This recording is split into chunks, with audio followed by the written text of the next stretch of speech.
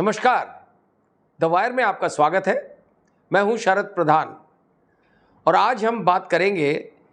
कि किस तरह सत्ताधारी भारतीय जनता पार्टी किसी भी ऐसे मुद्दे पे बात नहीं करना चाहती है जो आम लोगों से संबंधित है, आम लोगों की पीड़ा से संबंधित हो और आम लोगों की जो दुर्दशा हो रही है उससे संबंधित हो। आपने देखा किस तरह से मणिपुर में जो कुछ हुआ, मणिपुर में जो भयानक स्थिति पैदा हुई, लोग मर गए, मारे गए, बेघर हो गए, जला दिए गए, और जहाँ पे महिलाओं के साथ जिस किस्म का पब्लिकली दिन दाड़े दुराचार हुआ, ये सब ने देखा। तमाम वीडियोस वायरल हुए, लेकिन सरकार और सरकार के शीर्ष पदों पे बैठे हुए लोग, इंक्लूडिंग प्राइम मिनिस्टर और होम मिनिस्टर, उनके मुंह से एक शब्द नहीं निकला। आज उत्तर प्रदेश की विधानसभा में जब विपक्ष ने प्रयास किया मिल करके कि मणिपुर पे कम से कम एक रेजोल्यूशन पास कर दिया जाए, एक मोशन लेकर के आए कि उसको कंडेम करते हुए जो कुछ भी मणिपुर में हुआ, आमतौर पे जिस तरीके की स्थिति वहाँ हुई है, कोई भी पॉलिटिकल पार्टी इससे गुरेज नहीं करती कि उसको कंडेम कर दिया जाए और कुछ नहीं। लेकिन उत्तर प्रदेश विधानसभा के स्पीकर सतीश महाना ने साफ तौर पे कह दिया कि ये मुमकिन नहीं है, हम उत्तर प्रदेश विधानसभा में यूपी से रिलेटेड मुद्दे ही डिस्कस कर सकते हैं। यहाँ के parliamentary affairs minister Suresh Khanna, वो तो यहाँ तक उतर आए कि भाई मणिपुर पे कोई भी डिस्कशन करना वेस्ट ऑफ टाइम है, फजूल जाएगा वक्त विधानसभा का उस पर बात करने के लिए। ये अप्रोच है और अल्टीमेटली इजाज़त नहीं दी और ग्राउंड ये ले लिया कि साहब प्रदेश की विधानसभा जो है वो बनी है स्टेट के इश्यूज डिस्कस करने के लिए, और इनडायरेक्टली इस बात की तरफ भी जोर दिया। और स्पीकर ने कहा कि अगर आज हम मणिपुर पे डिस्कशन अलाउ कर देंगे तो कल लोग कहेंगे कि जो ममता बनर्जी के वेस्ट बंगाल में जो हिंसा हुई है उस पर बात करिए, वो कहेंगे कि राजस्थान में क्या हुआ उस पर बात करिए, केरल में क्या हो रहा है उस पर बात करिए। तो ये तो कोई एंड नहीं है इसका, इसलिए हम कन्फाइंड रहें, आप बात करिए। उन्होंने कहा कि आप बात करिए कि उत्तर प्रदेश में बारिश बहुत हो रही है, बाढ़ आ रही है कहीं, ये मणिपुर उनके लिए इंपॉर्टेंट नहीं है। और ये इंडिकेशन जाहिर है कि जो है शीर्ष स्तर से मिला होगा पार्टी के,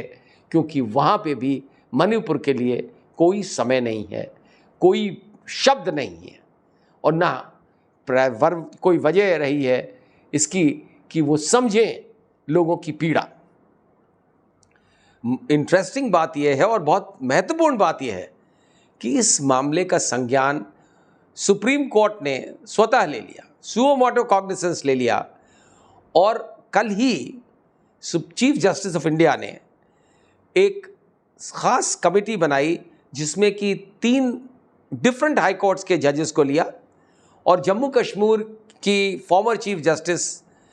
गीता मित्तल जी को उसका अध्यक्ष बनाया। एक दिल्ली हाई कोर्ट की जज हैं, महिला जज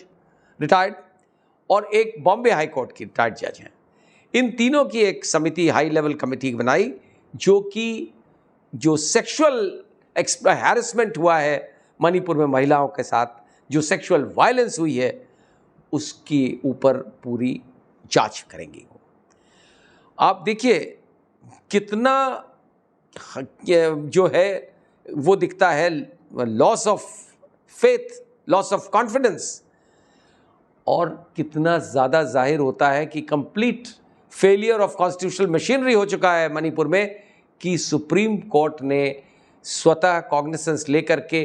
ये तक डायरेक्शन दे दिया कि ये जो SITs बनाई हैं स्टेट गवर्नमेंट ने, वहाँ की बीरेंद्र सिंह की सरकार ने 42 SITs बनाई हैं जो अलग अलग मुद्दों को इन्वेस्टिगेट करेंगी। उन्होंने बनाई थी कि 42 SP रैंक के अफसर उसे देखेंगे, लेकिन सुप्रीम कोर्ट ने साफ कह दिया कि उसके लिए एक अलग से, पहली चीज़ तो CBI को ये डायरेक्शन दिया कि डिफरेंट DGPs अलग अलग स्टेट्स के कुछ ऐसे अफसर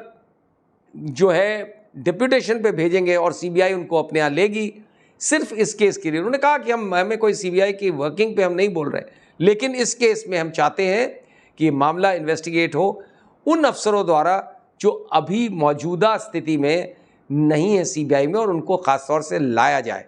अलग अलग स्टेट से लाया जाए, और वो करेंगे तो उससे ज़्यादा पारदर्शिता होगी। साथ ही ये भी कह दिया कि वहाँ के जितने जो मामले हैं और हर 6 डिस्ट्रिक्ट्स के ऊपर, 6 डिस्ट्रिक्ट्स का जो इन्वेस्टिगेशन होगा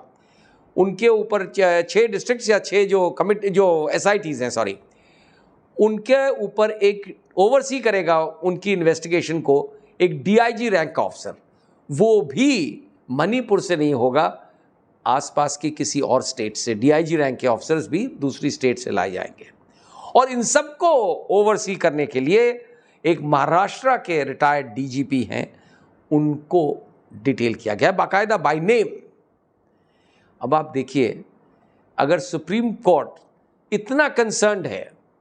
और सुप्रीम कोर्ट को लग रहा है कि वाकई में वहाँ के जो हुआ है मणिपुर में उसके बारे में इतना डीप कंसर्न है, फिक्र है, इसलिए वो ये कर रहे हैं, लेकिन सरकार को बिल्कुल कोई मतलब नहीं है। यहाँ तक कि वो नहीं चाहते हैं, वहाँ तो डिस्कशन हो ही नहीं रहा है, बात ही नहीं कर रहे हैं। आज भी जो उम्मीद थी कि पार्लियामेंट में इस पे गवर्नमेंट की तरफ से कुछ आएगा, ऑपोजिशन के लीडर्स ने तमाम बातें रेस करी, लेकिन गवर्नमेंट की तरफ से मणिपुर के मामले में कुछ नहीं आया। आप सोच सकते हैं कि अगर सुप्रीम कोर्ट और सुप्रीम कोर्ट के चीफ जस्टिस ऑफ इंडिया अगर इतने फिक्रमंद हैं इसके बारे में, क्योंकि उनको दिख रहा है शायद कि मणिपुर में complete failure of constitutional machinery हो चुका है। आमतौर पे ऐसी स्थिति में सरकार जो बैठी हुई है और केंद्रीय सरकार जो है और सत्ताधारी पार्टी जो है, उनके कम से कम आँख की शर्म इतनी तो होनी चाहिए कि ऐसी स्थिति देखते हुए आप केंद्रीय प्रदेश की सरकार जो बीरेन सिंह की गवर्नमेंट है उसको खैर बहुत पहले डिसमिस हो जाना चाहिए थी, आज ही करके प्रेसिडेंट्स रूल लगा दें, लेकिन नहीं। जो एक दफ़े सोच लिया और अगर हमारा ख़ास आदमी है तो हम क्यों हटाएं, ये जो एरोगेंस ऑफ पावर है ये साफ साफ दिखती है प्रधानमंत्री के स्तर पे, गृह मंत्री के स्तर पे, कि जो वो ठीक समझेंगे करेंगे। उनको इस बात की भी परवाह नहीं है कि सुप्रीम कोर्ट ने इतने ज़्यादा सीरियस एस्पर्शंस कास्ट करे हैं। जाहिर है किस पे करें हैं, इनडायरेक्टली तो सरकार पर ही करें, कि क्योंकि सरकार की फंक्शनिंग और जिस तरह से वहाँ इन्वेस्टिगेशन हो रही है वो ट्रांसपेरेंसी नहीं है, इसीलिए तो उन्होंने ये सब करा है। तो ऐसे में आइडियली और नॉर्मली कोई भी ऐसी का जो रिस्पॉन्सिव गवर्नमेंट हो, रिस्पॉन्सिबल गवर्नमेंट हो, एक उसकी इतनी आँख की शर्म होती है कि वो कुछ हरकत में आती, लेकिन नहीं किया। और उसी के साथ उसी का सपोर्ट करने में शायद उत्तर प्रदेश में भी वही रवैया अपनाया गया विधानसभा में कि हम इस पे मणिपुर पे कोई चर्चा नहीं होने देंगे। बात चर्चा भी छोड़िए, एक कंडेमनेशन का भी एक मोशन पास नहीं करने, रेज ही नहीं करने देंगे। ये क्या दर्शाता है? ये दर्शाता है कि जिसकी लाठी उसकी भैंस, माइट इज राइट। जो भी चाहेगी, जो सत्ताधारी पार्टी चाहेगी वही होगा। इससे उनको कोई लेना देना नहीं है कि देश की हाईएस्ट जुडिशरी किस तरह सोच रही है, किस तरह देख रही है, देश की जनता क्या सोच रही है, और तमाम विपक्ष की एक अहमियत होती है लोकतंत्र में। और विपक्ष अगर कोई ऐसी बात रेज कर रहा है जो खाली देश में नहीं विदेशों में भी जिसकी चर्चा हो रही है, जिस तरह महिलाओं के साथ बदसलूकी की गई मणिपुर के इम्फाल की सड़कों पे, जिस तरह से उनको निर्वस्त्र करके उनके साथ दुर्व्यवहार पब्लिकली किया गया, वो पूरे इंटरनेशनल मीडिया में आया सामने और कई देशों में इसके ऊपर बहुत डीप कंसर्न दिखाया गया। लेकिन यहाँ आप नहीं उठा सकते उसको। यहाँ पे वही होगा जो सत्ताधारी पार्टी चाहेगी। और ये साफ दिख रहा है कि ना दिल्ली, ना लखनऊ, ना और जगह जहां बीजेपी का शासन है, उनके लिए मणिपुर में जो कुछ हुआ, जो कुछ हो रहा है, आज भी लोग मारे जा रहे हैं, चलती वायलेंस कंटिन्यू कर रही है, लेकिन सर वहाँ की सत्ताधारी पार्टी उन लोगों को संरक्षण दे रही है जिनके बारे में ये साफ माना जा रहा है, आम लोग मान रहे हैं। यहाँ तक कि वहाँ के एक पुलिस ऑफिसर तक ने कह दिया कि यहाँ का मुख्यमंत्री खुद इन्वॉल्व है सब करवाने में। उसने तो उस महिला अफसर ने ये तक कह दिया कि वहाँ के मुख्यमंत्री ड्रग माफिया के साथ उनका नेक्सस है। लेकिन नहीं, प्रधानमंत्री को उस मुख्यमंत्री के खिलाफ कुछ नहीं करना है, क्योंकि उस मुख्यमंत्री ने शायद मदद करी है बीजेपी की ये करके कि डिवाइड एंड रूल, ये डिवाइड एंड रूल की जो पॉलिसी है, यहाँ पे भी कम्युनल डिवाइड की बात है, और वही बीजेपी को सत्ता के में बैठाले हुए है, और लगता है कि इसी के सहारे वो आगे बढ़ जाएंगे और नैया पार लगा लेंगे 2024 में भी। और बाकी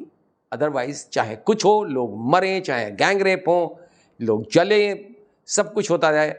उनके पास मणिपुर के लिए कोई वक्त नहीं है।